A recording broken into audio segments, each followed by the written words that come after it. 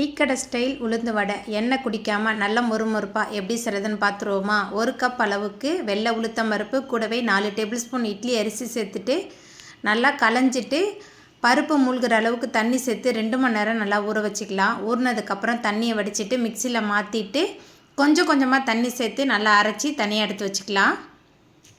அரைச்ச மாவில் பொடியாக நறுக்கின கொத்தமல்லி, பொடியாக நறுக்கின 2 பச்சை மிளகாய், பொடியாக நறுக்கின இஞ்சி, பொடியாக நறுக்கின வெங்காயம், பொடியாக நறுக்கின கருவேப்பிலை, தாராளமாக பெருங்காயத்தூள், தேவையான அளவுக்கு உப்பு சேர்த்துட்டு நல்லா பிசைஞ்சு எடுத்துக்கலாம். இது போல் நம்ம அடித்து எடுக்கணும். அப்போ தான் அதில் காற்று போகாமல் இருக்கும். நம்ம எண்ணெயில் போட்டு பொரிக்கும் போதும் நல்லா புசு புசுன்னு வரும். வடை பொரிக்கிறதுக்கு அடுப்பில் கடாய் வச்சு எண்ணெய் சேர்த்துருந்தேன். எண்ணெய் சூடான பிறகு நம்ம ரெடி பண்ண மாவு கலவையிலேருந்து கொஞ்சமாக எடுத்து நடுவில் ஓட்டை போட்டு வடையாக தட்டி எண்ணெயில் சேர்த்து 2 பக்கமே நல்லா திருப்பி திருப்பி போட்டு நல்லா மொறுமொறுன்னு வேக வச்சு எடுத்தோமா எண்ணெய் குடிக்காமல் டீக்கடை ஸ்டைலில் மொறுமொறுன்னு நல்லா புசு புசுன்னு வடை ரெடி ஆயிரும். ட்ரை பண்ணி பாருங்கள், ரொம்ப சூப்பராக இருக்கும்.